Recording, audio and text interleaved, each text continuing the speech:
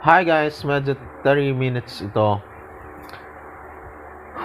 Mukhang malabo ako makabalik sa Saudi Arabia. Ang galing ng mga Pilipino doon. But I treat them as brothers. Mga tsuhin sa akin ko na lang. Natakot kasi ako doon eh. Sabi luwalu.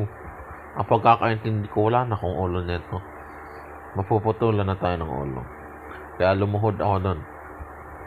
Ayaw ko pang mamatay. Maawa kayo.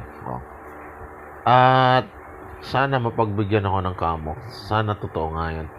Na after you do your medical, kahit na medyo late, i-rebook nila yung flight ko pabalik ng Riyadh. Bakasyon muna ako ngayon. Sana nga.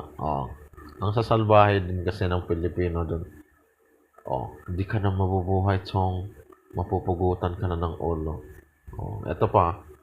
Salamat, kaibigan, sa sandaling nagkatabi tayo. Meron tayong pinagsamahan. Nagtrabaho din naman ako doon. Nag-assist ako doon sa computer operator. Kaya sana mapagbigyan tayo ni Kamo.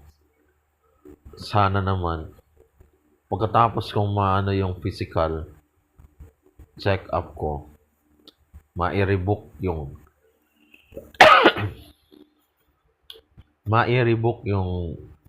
flight ko pabalik ng Riyadh nang makapagtrabaho na ulit. Mahirap na. At saan ba ako nagkamali? Nagkamali ako dahil tinanong ko yung Saudi Arabia doon sa paper. Sir, saan lugar ho to? Abu Aris ang sabi nung nasa taga Saudi.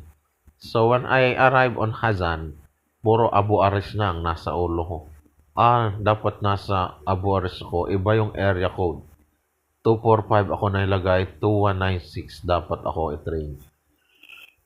Magtrabaho. Training ground.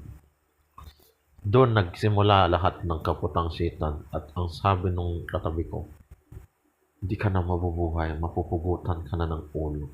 Sino ba namang hindi matatakot nun? Kaya yan. Sa kawalang hiyaan ng taong yun, nawalan ako ng gana. Magre-report ako sa Kamo within this week. Pinipigilan ako ni nanay. Sana naman makabalik uli ako ng Riyadh.